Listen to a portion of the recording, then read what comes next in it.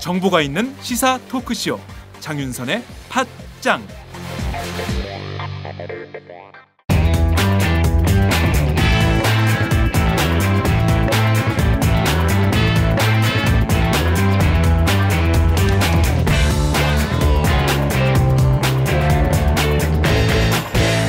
이상민의 뜨거운 정치.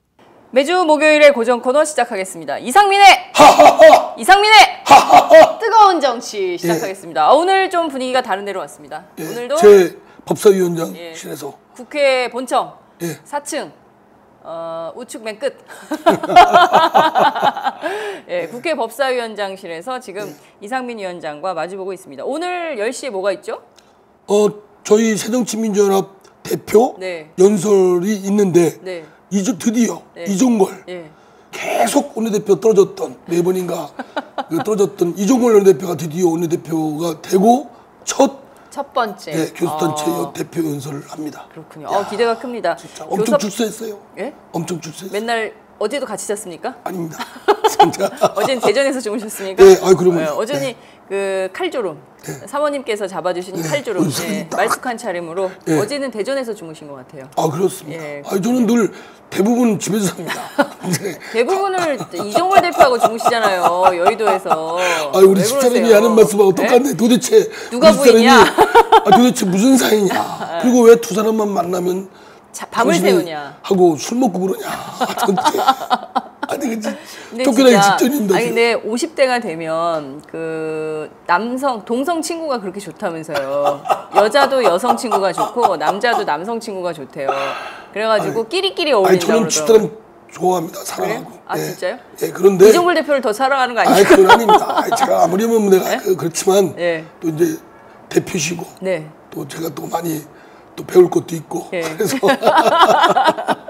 그렇군요.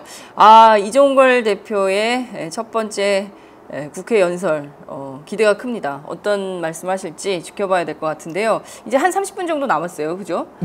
오늘 우리가 얘기할 게 굉장히 많습니다. 우선 박근혜 대통령이 지금 그 중국에 가서 시진핑 주석을 만나서 특별 오찬도 하시고요.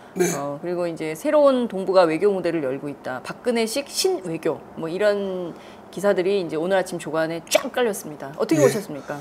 우선 제일 주목할 거는 우리나라와 중국과 일본의 정상회담을 복원하기로. 그거는 마땅히 그래야죠.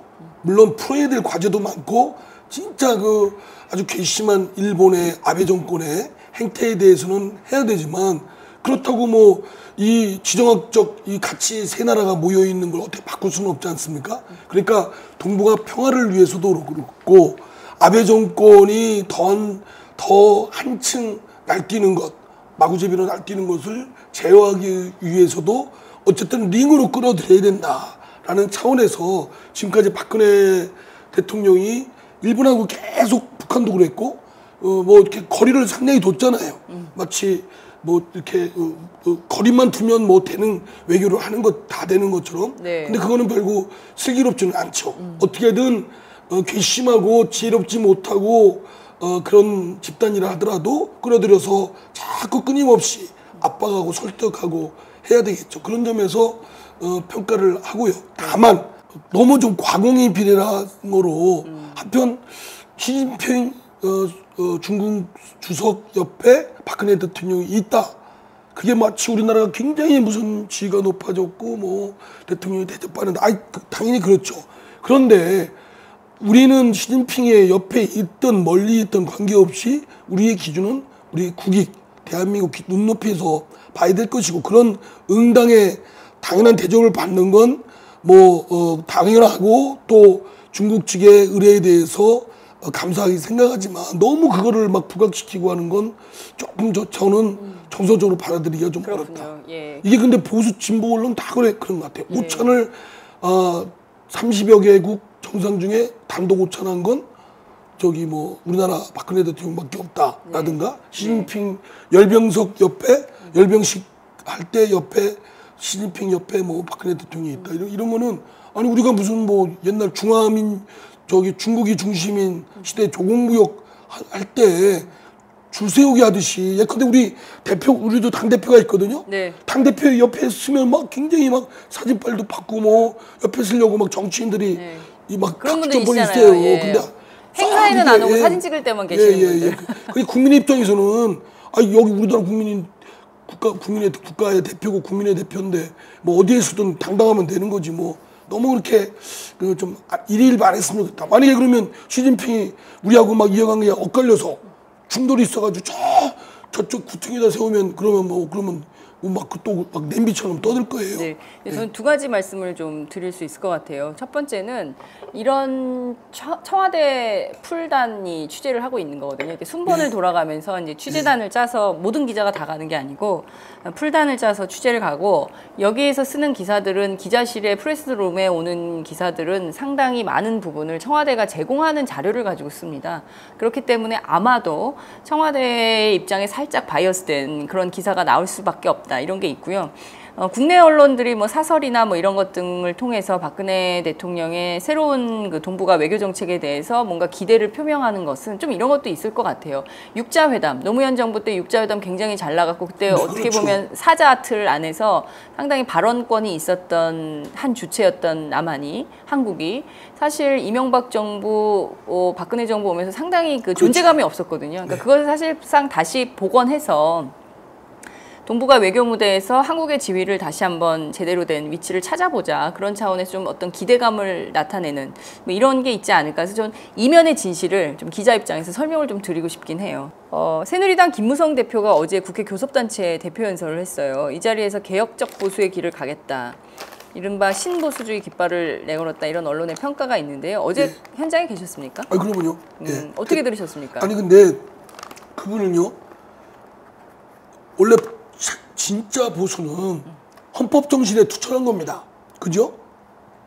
나는 보수의 뭐 가치나 그 행동 양식도 일정 부분 수용하고 존중할 필요가 있다고 생각되는데, 근데 김무성 대표가 주장하는 거는요, 자기 정권, 자기네 집단들의 폐쇄적, 아주 그 집단들의 폐쇄적 패권주의 집단들의 그 집착 또는 그에 대한 붙잡고자 그걸 끝까지 자기들 것만 허용하고 자기들과 생각이 다르거나 양식이 다른 거는 허용하지 않겠다는 지극히 꼴통식, 말하자면 뭐 저 문재인 대표는 그걸 극우 수구라고 표현을 했는데 저는 극우 수구 차원도 아닌 아주 저급한 꼴통 그런 저기들이 아닌가 싶습니다. 네. 왜냐하면 남의 거 인정을 안 하잖아요. 자기 내가 한 것만 맞고. 그리고 김무성 대표는 굉장히 잘 살아보세 뭐 그런 얘기들 뭐 했대요. 새마을 노래에 나오는 그 박정희 시대를 마치 상기시키는 박근혜 대통령한테 굉장히 무슨 잘 보려고 그냥 몸부림치는 것 같다는 생각이 들었어요. 그 양반이 당초 당대표 될 때는 대통령 앞에서도 할 말을 하겠다고 된 당대표인데 상당히 실망스러워요. 그래도 뭐 이런 얘기, 포용적 보수, 서민적 보수, 도덕적 보수, 책임지는 보수. 저는 보수의 종류가 이렇게 많은지 몰랐어요.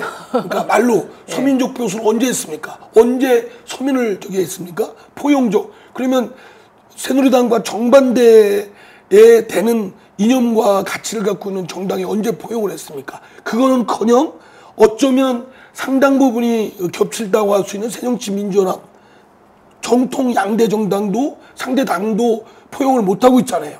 그죠? 무시하고 있고. 또 뭐 한다고요? 뭐 도덕적 보수. 아니 무슨 성하면 성추문하면 성폭행. 뭐 하면 새누리당 아니에요? 성누리당. 성나라당. 아니 성누리당. 성누리당. 왜냐면 새누리당이거든요. 한나라당이 아니라 이제. 성누리당. 그렇게 한 당이 무슨 도덕적으로 그래요? 또 뭐가 있죠? 책임지는 보수. 그러니까 말로는 뭘 못합니까? 저는 김무성 대표 어제 연설 내용 중에 노동개혁을 막 얘기했어요. 근데 한국 경제 일자리 창출이 제대로 안 되는 거, 이게 왜 노동계 잘못입니까? 아니 책임을 너무나는 황당한 거예요. 물론 우리가 청년 일자리를 창출하기 위해서 기존에 있던 노동계에서도 같이 한번 그 일자리를 나누는 지혜를 한번 발휘해보자라고 호소하고 공감대를 하는 건 네. 논의를 계속 해봐야 되겠지만 네. 좋다 이거예요. 그런데 아니 노동개혁을 해야만 지금까지 노동계는 엄청난 잘못된 구조적 모순이 있고 그걸 개혁해야 돼만 청년 일자리가 창출된다. 아니 박근혜 대통령 지금까지 임기 3년 다 되도록 뭐 했고 경제활성화로 나온 정권 아닙니까? 그리고 재벌은 어떻게 된 겁니까? 1년에 몇백억 몇천억씩 배당금 받아가고 아무런 직감도 없는데 그냥 대주주라는 것만으로 온갖 기업에 돈을 갖다 쓰고 네. 분식회계 하는데 네. 앞장서고 교도소 들어갔다가 또 특별히 또 사면을 받고 이런 행태를 부려서 우리 헌법이 근간을 하고 있는 자유시장 경제 질서를 중대하게 침해하고 네. 시장 경제 질서를 어지럽히고 네. 예? 나라 경제에 엄청난 타격을 주고 국민의 혈세를 엄청 어마어마하게 투입하게 만드는 장본인들은 날뛰게 하고 그 사람들이 국회에 불러서 좀 따져보자니까 아니 그분들이 경제할 수 있게 활동을 할 수 있게 왜 해야 되는데 막느냐라는 어처구니 없는 네. 아주 잘못된 재벌 자유시장 경제 질서를 저해하고 침해하는 장본인들을 비호하는 네. 그런 정당 집단이 네. 무슨 진정한 보수라고 할 수 있어요. 그렇군요. 말씀하신 대로 이번 연설에서 또 재벌 개혁 필요성도 강조를 했어요. 그동안 뭐 그런 얘기 전반적으로 해본 적이 들어보나 없는데. 마나 그러면요 왜 이번에 무슨 재벌들 좀 부를 게 한두 가지가 아니에요. 우리 법사위에서도 네. 주 의제가 상법 지배구조에 관한 것입니다. 상법 지배구조. 지배구조. 그러면은 다 걸리잖아요. 롯데부터 삼성 다 걸리죠. 예. 다 걸리는데 다 반대해요. 왜 반대합니까? 여당이 반대합니까? 증인 새누리당이 신청에 반대하죠. 그럼 새누리당이. 그럼 새정치민주연합이 반대하겠어요? 예. 우리 당 훌륭한 당입니다. 네. 예. 알고 있습니다. 예. 예. 왜 이렇게 굉장히 뭐 아니, 새정치민 애당심이 투철하신지 몰랐습니다. 너 투철합니다. 아니 근데요. 네. 아니 진짜 말이 안 되는 거. 아니 미국 보세요. 미국에 조그만한 사건만 터져도 그 그룹의 회장들 CEO들 다 불러제낍니다. 의회에서. 예. 왜냐 국민의 눈앞에서 묻고 싶고 또 알고 싶은 게 있고 질책하고 싶은 게 있거든요. 네. 그 경제 활성화 차원에서 재벌 대기업 총수 부르지 말아라. 예, 그게 말인데 경제 질서를 어지럽히는 사람들을 네. 혼내줄 생각을 안 하고 네. 비호하고 있는 거예요. 나는 네. 그거 보면 야 진짜 음습한 기운까지 느껴요. 음습한 기운이요? 예. 어떤 음습한 기운? 아니 뭐 확증은 없지만 정경육천. 왜 그렇게 재벌하면 그렇게 쌍짐실을 들고 그렇게 비호에 나설까? 네. 재벌 그렇잖아요. 무슨 그 보이대들 같아요. 이태리 같은 데 옛날에 네. 보면 마피아들 정치권에서 실력 있는 정치권들이 그들하고 거래하면서 비호 네. 세력으로 네. 자리 잡았잖아요. 네. 심지어는 그들 중에 재벌인 등장하고 오히려 정치권에 이제 나가고 네. 그죠? 진출하고 우리도 재벌의 정치권에 나온 사람 있잖아요. 그렇죠. 예. 많잖아요. 네. 예. 진짜 그러다 보면 돈 금코도 많은 사람들이 정치하는 우리가 형태로 상권분립을 왜 합니까? 권력을 일정 부분 떼놔서 집중시키지 말고 네. 분점을 시켜서 서로 견제를 네. 하도록 하는 거 아니에요? 균형을. 예. 왜냐하면 절대적 권력은 절대적으로 부패한다는 그런 원리 때문에. 그러니까요. 그래서 네. 이번에 사실 그 선거제도 개편도 불가피한 걸로 보여요. 그 지금 300명으로 묶어놨는데 이것도 좀 확대해서 많은 사람들의 국회의원 국회의원들이 뽑자고요? 예, 그래서 이게 저부터 좀 반대해요. 왜 반대하세요? 예. 왜 반대하세요? 그 국민들한테 맞아줄 것 같으니까. 눈치 그거- 보는구나. 눈치도 보고 아니 그거 국민들이 허용을 안 해요. 네. 그러니까 저는 300명 누리는 거 지금 국민들이 허용을 안 해요. 예. 왜 이종걸 대표는 막 엄청 그래서 두개 맞았잖아요. 390석 얘기. 두개 줬잖아요. 눈치 모르고. 그래서 예. 그거는 안 되고요. 현실성도 없고. 예. 저는 중대 선거, 그러니까 한 선거구에 한 5-6명 뽑는. 예. 그래서 선거구제 1당, 개편에다. 2당, 3당, 4당 정도가 나오는. 좀 더 나오면 5당. 과반수 넘는 당이 없는 당. 네. 그리고 영원함의 지역적 패권주의를 근거로 해서 독과점을 누리는 양대 정당을 약화시켜야 됩니다. 네. 그런 측면에서는 비례대표는 확대해야 되잖아요. 예. 근데 비례대표가 되려면 예, 권역별 비례대표죠. 예, 권역별 당론이잖아요. 되려면 그 지역에 활동하는 사람들이 비례대표로 나야죠. 지금도 비례대표는 서울에서 활동하는 사람들이 대부분입니다. 네. 그러니까 지역에서 활동하는 사람들이 등장하기 위해서도 분공화 균형 발전을 이루기 위해서도 저는 필요하다고 보고 네. 비례대표 확보에는 반드시 필요한 게 있어요. 양당의 민주적이고 합리적인 공천제도. 예. 아직까지 양당은 그러지 못했습니다. 네. 예. 그거는 나는 김무성 대표가 하는 지적은 우리도 뼈아프게 느껴야 된다고 봐요. 오픈 프라이머리? 아니 오픈 프라이머리도 네. 저는 일정 부분 저 같으면 네. 물론 이제 신인한테는 어렵다 뭐 이런 비판이 있는데 네. 일정 부분 우리 당에도 개파주의가 큰 문제점 아닙니까? 네. 그 개파주의가 저 새누리당은 친박, 비박 이렇게 나눠져 있지만 네. 우리는 쪼개 있잖아요. 네. 그죠? 그렇기 때문에 이걸 극복하려면 이 보수들 지금까지 보수 역할을 했던 지배주주들이 여러 명 있습니다. 새정치연합 안에요? 예, 솔직히 있습니다. 지배주주. 그 사람들이 회전문 인사 그거는 우리가 박근혜 대통령이나 이명박 대통령 공격했는데요. 네. 그거는 우리 당직도 똑같습니다. 한번 보세요. 네. 그 개파가 누가 주도하느냐에 따라서 똑같이 맞고 합니다. 회전문 지금 인사. 이종걸 원내대표도 마찬가지예요. 당직 인선을 그렇게 당직 한다는 인선 거죠? 보시면 전에 김한길 안철수 대표 있을 때 주요 직책 맡았던 양반들이 지금 이종걸 대표 때 했잖아요. 그 이종걸 대표가 혼자 한 거 아니죠. 이종걸 대표를 도와준 또 그룹들이 했죠.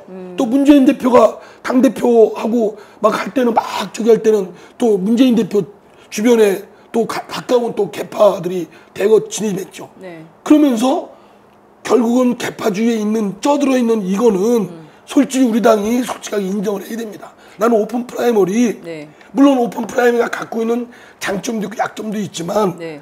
저는 강점은 개파주의를 일정 부분 넘어섰어요. 왜냐하면 공천 보는데 개파에 눈치 볼 필요가 없거든요. 네. 자기가 지역에서 표얻으면 되거든요. 네. 그러니까 일정 부분 약화시키는 데는 저는 유효하다고 봐요.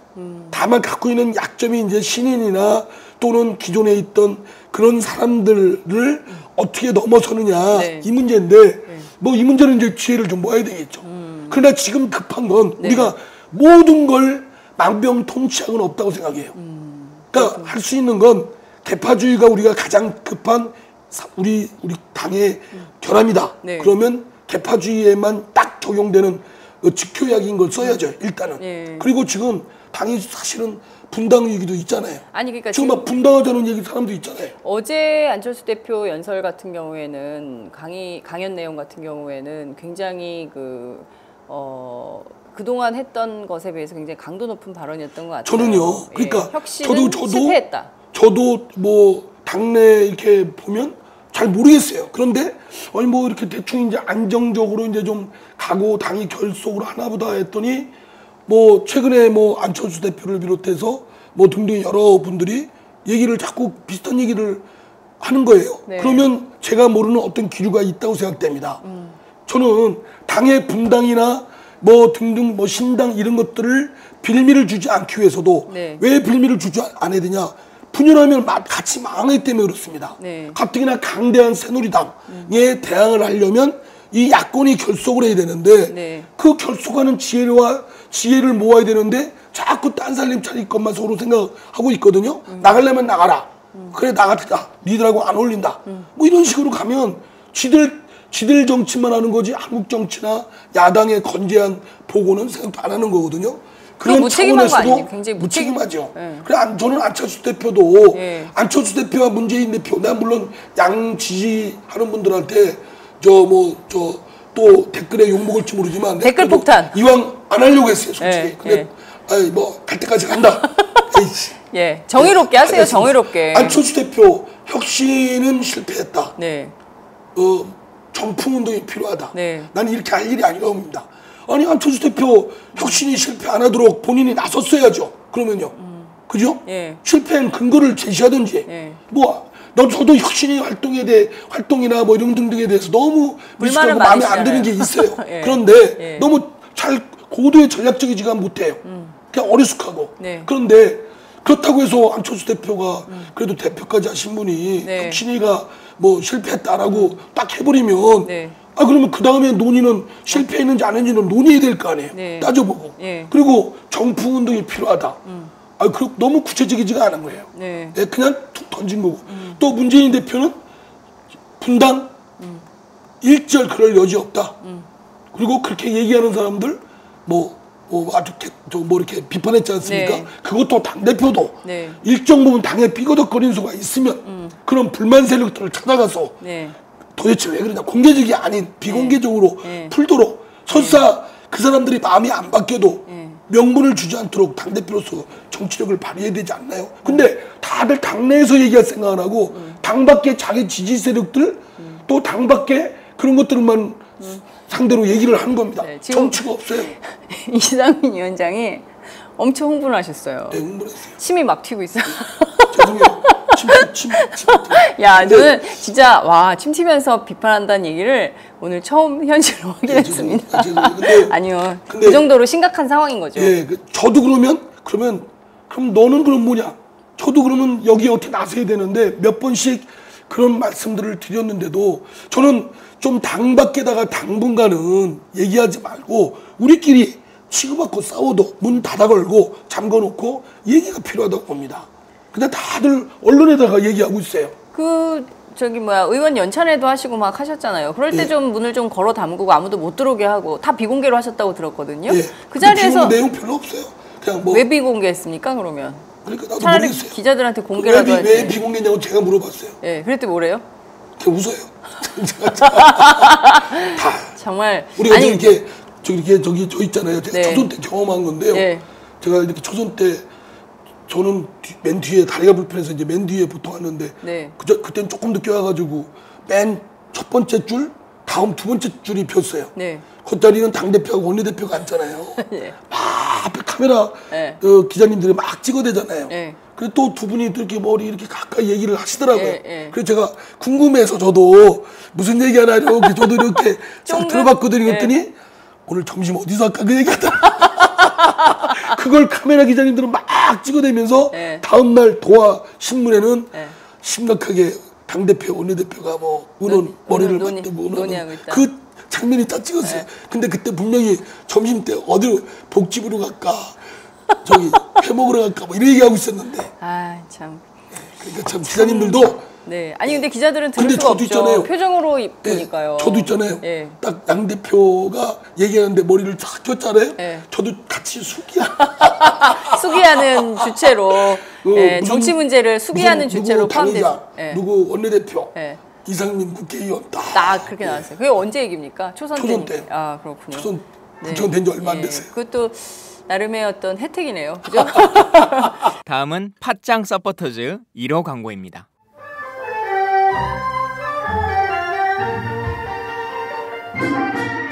양꼬치집에 대한 모든 편견을 깼다. 풍무 양꼬치. 착한 가격, 품격 있는 공간. 국내외 유명인들도 자주 찾는 풍무 양꼬치. 나는 그 집 양갈비가 훨씬 맛있던데. 누나 나는 그 집 맛있는 요리들이 지금도 잊혀지지 않고 있어요. 단체석이 많아 모임하기 좋은 곳. 풍무 양꼬치. 대림역과 구로 디지털 단지 역점 두 곳에 있습니다. 예약 문의 02809-9292, 02809-9292. 잠깐, 팟짱 애청자라고 말씀하시면 통큰 서비스를 제공합니다.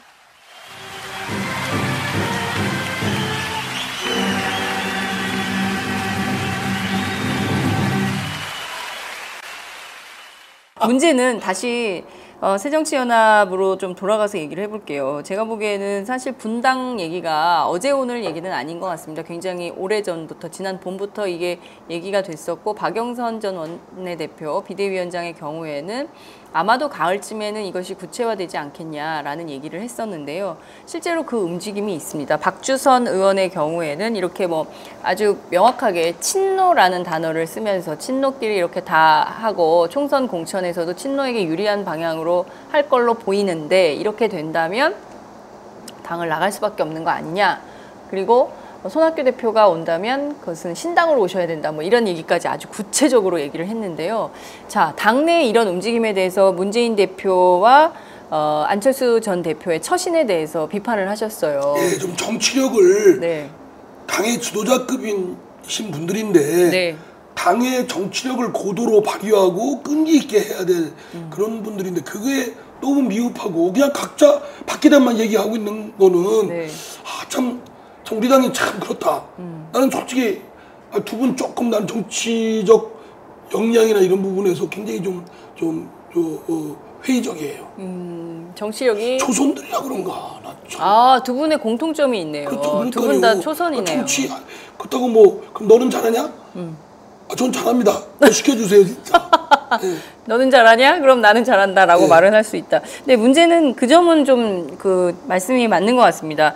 혁신위원회에 대해서 비판을 하려면 보다 혁신위가 망하지 않게 잘 갈 수 있도록 전직 대표로서 기여를 했어야 맞다. 그리고 두 번째 정풍운동하자, 정풍운동이 필요하다고 했는데 그럼 어떻게 하자는 건지에 대한 구체적인 길이 안 보인다. 이 지적에 대해서는 안철수 대표가 좀 답을 하셔야 될 것 같은데. 정풍운동이라면 딱 언뜻 떠오르는 것이 누구 자르는 거 아니에요. 그렇습니다. 그죠? 그럼 누굴 어떤 방면에서 자르자는 겁니까? 그것 또한 너무 지나치게 상대적 아니에요. 그죠? 정풍운동 그러면 옛날처럼 뭐 DJ 때 누구 그 몇몇 분들 DJ 측근들이 너무 찌들어 있다.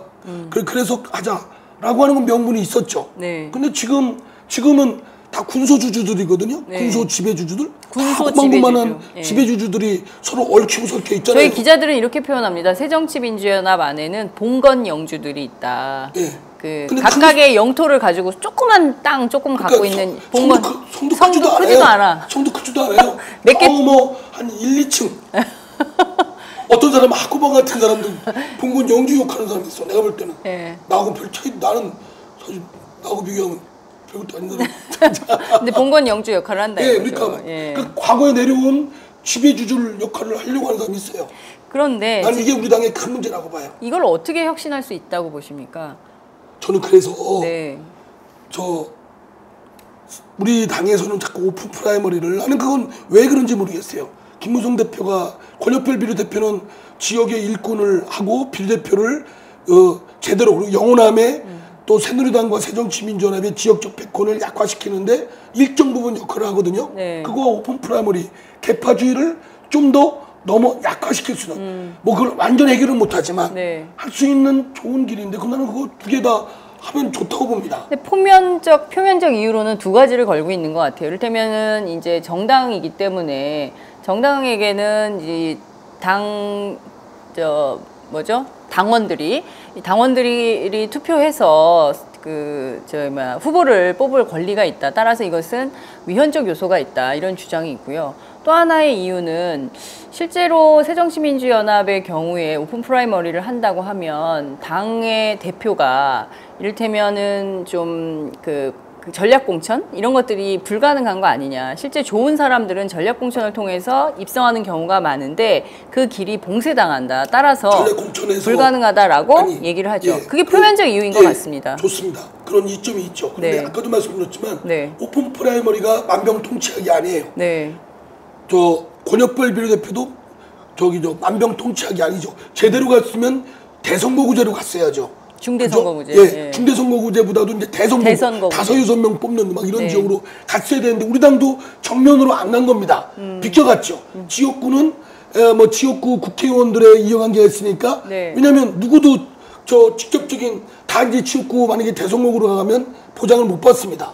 그죠? 그러니까 지역구는 대선거구로 비례대표는 권역별로 갔어야 되는데 지역구는 살짝 제치고 현역 의원들의 이해관계가 있으니까 놔두고 다음에 권역 비례대표만 살짝 건든 건데 만병통치약이 될 수 없지만 그러나 아까도 말씀드렸지만 지금 우리 정당의 가장 큰 것 특히 우리 새정치민주연합의 큰 문제점은 개파주의 쪄들어 있는 개파주의 그것도 막 엄청난 개파주의도 아니고 고만고만한 사람들의 지배주들 다수 군소 지배주들의 개파주의 이것 때문에 얽히고 설켜서 아무것도 해결 못해요.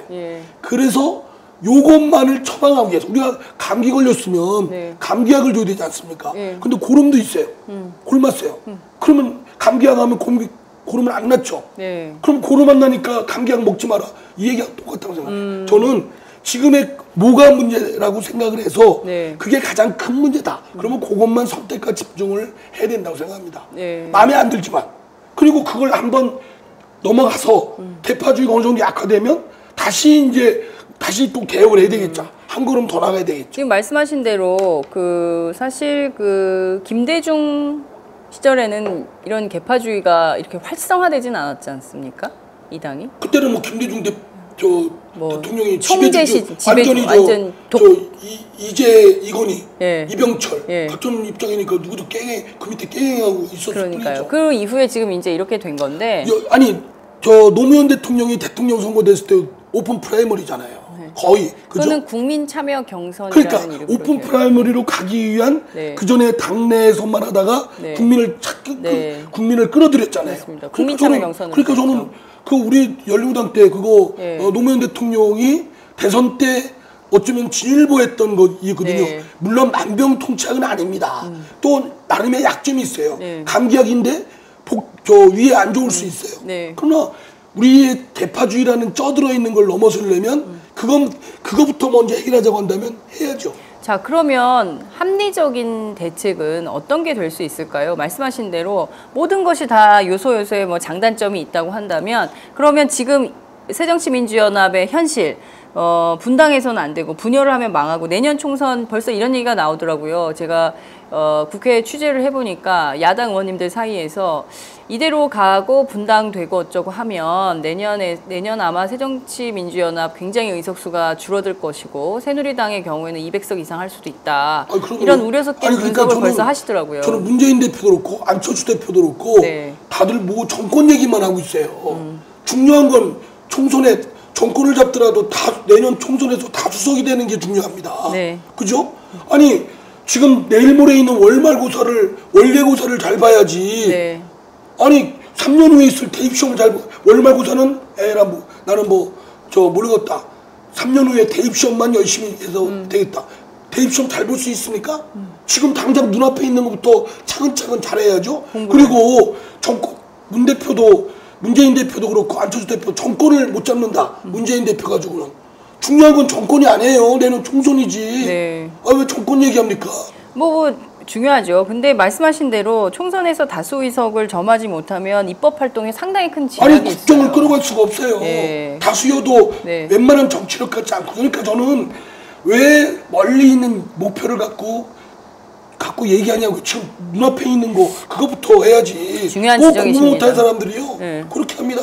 그러면 안철수 대표와 문재인 대표는 공부를 못하는 사람들입니다. 못하는 사람들이죠.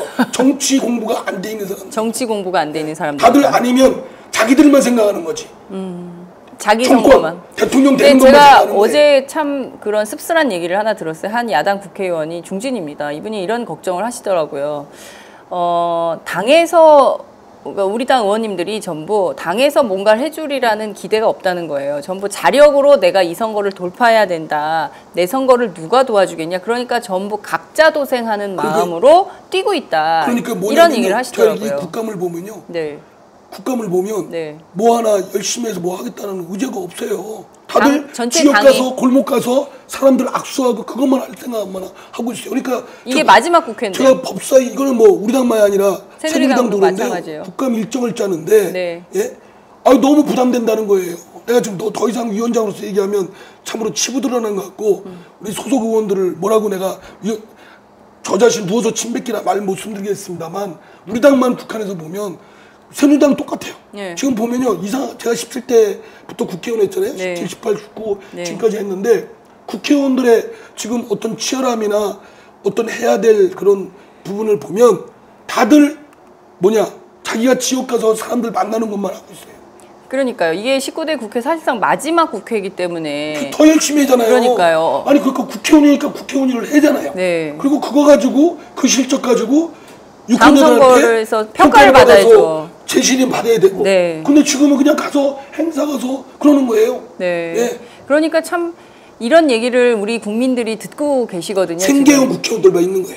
참 걱정입니다. 말씀하신 대로 그러니까 국감이 유명무실해질 가능성이 있다. 100일간의 전투를 9월 1일 날 시작은 했지만 100일간 전부 지역구 일정 챙기느라고 국감은 소홀히 할 가능성이 매우 높다. 제가 이렇게 보니까요.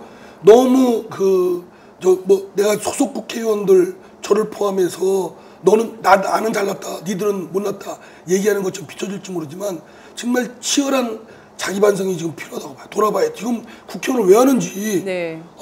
국회의원 일을 하기 싫으면 국회의원 안 하면 될 거 아니에요. 근데 국회의원 일은 원래 해야 될 일을 안 하면서 줄이면서 국회의원은 하겠다. 그럼 생계형 국회의원이죠. 여기 일자리 창출한 곳입니까 여기가? 네, 그렇게 해서는 안 되겠죠. 국민들이 그런 일 하라고 보낸 건 아닙니다. 근데 제가 취재해봐도 많은 의원님들이 국회 좀 어려운데 나 동네에 있는데 지역구에서 뭐 하고 있는데 이런 분들이 많이 있어요. 다들 지역구 가서 거기에 하는 데만 천착해 있고. 자, 그런데 또 이런 문제도 있어요. 지역구 국회의원들이 지역구에서 활동을 열심히 하면 그 지역구의 국민들이 또 응원을 해주잖아요. 그러니까 쪽지 예산 그렇게 문제를 삼지만 정작 지역구에서 내가 우리 지역을 위해서 이렇게 쪽지 예산을 했습니다라고 하면 홍보 자료죠. 홍보 자료가 된다는 겁니다. 그러니까 그런 차원에서 그러니까 왜 대한민국 전체를 생각하지 않고 내 동네 앞서 지적해 주신 대로 봉건 영주 같은 그런 형태로 그러기 위해서도 지금 소송거구제를 깨야 됩니다. 네. 예. 저는 어쩌면 대전 충남권을 뽑아서 한 20명을 같이 뽑든지 네. 이래야 국가 전체를 좀 더 보편적으로 시야를 넓힐 수가 있지 국회의원들도 이게 동네 한 선거구에서 뽑으니까 골목 시의원, 구의원, 지방의회 의원들 하는 일하고 똑같잖아요. 똑같아요. 구청장들. 예, 구청장 똑같아요. 그러니까 그냥 골목에 뭐 어쩌고저쩌고 그 일만 하는 거예요. 그러니까 역할이 좀 다른데 다른 역할을 부여해주고 사실 제일 좋은 건 생활정치는 기초자치단체에서 제일 좋은 건 정당 명부식 독일식으로 비례대표를 전면을 다 하는 거죠. 국회의원들을 정당 명부로 해가지고 다 해버리면 그 사람들은 대한민국 전체가 지역구니까. 그러니까 국가를 위해서 하고 그런 것들을 높이 국민들을 다 그렇게 한번 좀 선거제도를 개편해 보면 어떨까요? 어차피 이거 법사위에서 선거법 개정안을 논의해야 되는 거 아닙니까? 아니 정개특위에서 해야죠. 정개특위. 근데 그거는 그걸 뭐 양당이 그런 건 생각도 안 하고 있고 왜냐하면 그렇게 우선 그러면 또 양당이 민주적이고 공정한 합리적인 제도가 또 안 돼 있잖아요. 그러니까 그거는 거기까지 가야겠지만 거기까지 가는데 힘들다면 최소한 대선거구제라도 해야 되는데 우리 당도 정면으로 돌파하려고는 안 한 거죠. 비켜간 거죠. 12월 15일까지 이제 정개특위 논의 기간이 확대됐잖아요. 뭐 그 사이에 좀 진전된 안이 나올 수 있을까요? 새누리당은 비례대표 줄이자는 거 아니겠어요? 지금 지역구 지키기 위해서. 정의당은 농성 중이잖아요. 그죠? 예. 어떨 것 같으세요? 정의당 뭐 얘기 먹히겠어요. 하는 퍼포먼스지. 그리고 양당이 이제 이해관계에 따라서 이제 정치적으로 타협을 하는 거겠죠. 그래서 문재인, 김무성 간의 뭐 빅딜, 뭐 대타협 이런 가능성이 크다. 그래서 저는 권역별 비례대표와 오픈 프라이머리 이렇게 같이 하는 거 아까 같은 의미에서 만병통치약은 아니지만 또 약점도 있지만 그러나 지금 당장의 개파주의라는 거를 넘어서고 조금 더 각 지역에서 일하는 일꾼들을 등용하기 위한 통로로서도 저는 권역별 비례대표와 오픈 프라이머리는 양당의 대표의 이해관계가 맞다. 타협 가능성. 근데 제가 볼 때는 쉽지는 않을 것 같아요. 왜냐? 우선 새누리당에도 친박, 청와대 쪽에서 친박 쪽에서 딴질 걸잖아요. 무슨 오픈 프라이머리냐? 왜냐? 오픈 프라이머리는 박근혜 대통령의 영향력을 미칠 수가 없잖아요. 그렇습니다. 공천권에 힘을 쓸 수가 없게 안 되죠. 그러니까 그러니까 박근혜 대통령 싫어가지고 친박들은 반대할 거라는 거죠. 김무성 대표의 권한을 확대하는 것이기 때문에 절대 받을 수 없다. 그렇지만 김무성 대표는 추진하고 싶겠죠. 그럴 때 야권을 활용하려고 하지 않을까요? 영향력을 넘어서고 싶겠죠. 그럴 때 야권을 좀 활용하고 싶은 생각이 들지 않을까요? 우리 당도 김무성 대표의 노림수가 그거라면 그걸 지렛대로 활용할 필요가 있죠. 권역별 비례대표를 하기 위해서.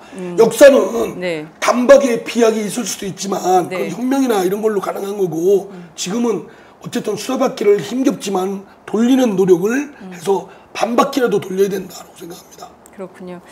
결과적으로는 문재인, 김무성 단판으로 이번 문제가 해결될 가능성도 있다. 이렇게 볼 수 있겠네요. 오늘 정말 뜨거운 정치를 뜨겁게 얘기를 하고 있는 것 같습니다. 그 가을 햇살이 눈부신 국회 법사위원장실에서 녹음을 하고 있는데요.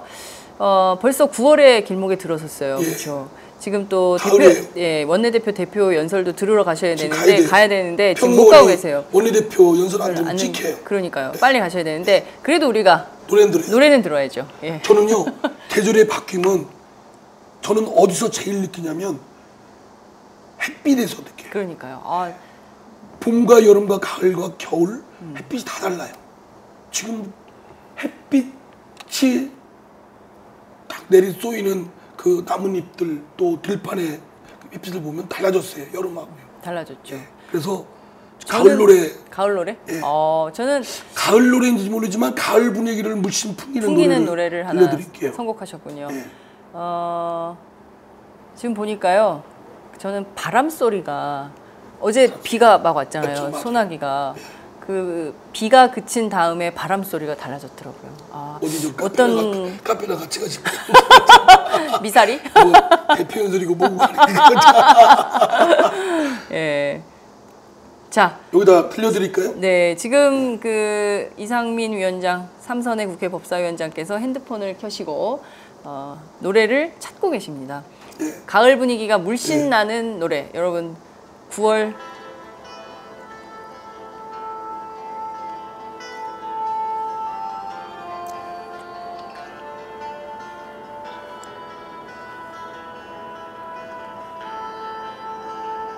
전주가 예사롭잖아요. 눈 밤하늘에 가득 덮인 먹구름이 밤새 당신 머리 짓누르고 간 아침 여기 멀리 해가 뜨는 북한강에 홀로 물에 얼굴을 씻고 저희가 수요일 날 아시죠? 다음 주 예, 수요일 무슨 9월 일 9일 날 있습니까? 8시 반 예? 아, 그거는 일찍 오실 이유? 청취자들은 예, 9월 7시. 9일 저녁 7시 서울 글로벌 센터 9층 국제회의장에서 뵙겠습니다. 종로거리를 완전히 꽉 채워. 그러니까요. 종로거리를 5개 스피커 준비하겠습니다. 그럴까요? 네. 그 많은 분들이 지금 김종대 편집장 보러 오시겠다고. 저 안 갑니다. 그러면. 김광진 의원님 보러 오시겠다고. 저는 그래서 지금 이상민 위원장 보러 몇 분이 올까? 난 동원 안 합니다. 아, 동원 안 하실 거예요? 알겠습니다. 이상민 위원장 동원된 분 그분들한테 네. 환호를 받고 싶습니다. 동원된 그분들에게 환호를 아 근데 받으시겠다. 그 상황이 불리해지네. 제일 중요한 건 이상민 위원장이 그날 도대체 무슨 노래를 선곡해서 들고 올 것인가. 이것이 청취자들의 많은 관심일 것 같고요. 끝으로 한 말씀 부탁드릴게요. 딴 노래까지 나왔어. 다음 노래 나왔어요. 예. 예, 힘내시고요. 하여튼 그때 가서 사실 굉장히 부담돼요. 떨리고. 왜 떨리세요? 그냥 피하고 싶어요. 그냥. 왜요? 예, 그냥 굉장히 그래서 아까 제가 방송하기 전에 말씀드렸잖아요. 예. 안 나오면 안 되냐. 무슨 그 시험 앞둔 학생처럼 되게 쫄아 있어. 예. 여러분 이상민 위원장을 응원해 주세요. 예. 쫄지 말고 그날 와서 당당하게 노래 틀 수 있게. 예. 자, 그날은 댓글에 저 욕하시는 분들도 예. 그때 오셔서는 박수 좀 쳐주세요. 예, 그러게요. 삼선의 국회 법사위원장 이 작은 팟캐스트에 한 주도 빠짐없이 오늘은 내가 안 올 줄 알았죠. 이러면서 스튜디오 문을 열고 들어오셨던 분입니다. 여러분 많이 응원해 주시고요. 9월 9일 저녁 7시 서울 글로벌 센터에서 뵙겠습니다. 예, 여러분들도 힘내세요. 화이팅! 네, 감사합니다. 제가 오마이뉴스 10만인 클럽 후원한 지 솔직히 얼마 안 됐어요. 최근 얼마 전부터 제가 하기 시작했는데 그 이유는 지금 제대로 된 언론이 없는 시대에 살고 있잖아요. 그래서 제대로 된 언론에게 힘을 보태줘야겠다는 생각이 들어서 진짜 작지만 한 사람의 10,000원이지만 이게 모이면 제대로 된 언론의 역할을 해줘 오마이뉴스가 힘을 받아서 좀 더 많은 사람들에게 제대로 된 언론의 역할을 보여줄 수 있지 않을까 그런 응원의 마음으로 가입하게 됐고 그래서 여동생한테도 권해서 같이 하자 좋은 일이니까 그렇게 하게 됐고요. 그리고 또 바라는 게 있다면 아무래도 인터넷 뉴스니까 인터넷으로만 이제 기사를 많이 접하시잖아요. 그래서 페이스북이나 트위터, 인터넷을 많이 접하지 않는 분들에게 어떻게 하면 이 바른 언론의 소리가 전달될까 이런 것도 좀 더 고민하셔서 맨날 TV 종편만 보시는 그런 어르신들에게도 어떻게 하면 이 바른 언론이 전해질 수 있을까를 좀 오마이뉴스가 고민해봐 주셨으면 그래서 우리가 정말 너무 다른 세상에 사는 게 아니라 하나의 소리를 좀 같이 나눠서 듣고 공감할 수 있는 그런 시대가 됐으면 좋겠습니다. 네, 너무 축하드립니다. 6주년.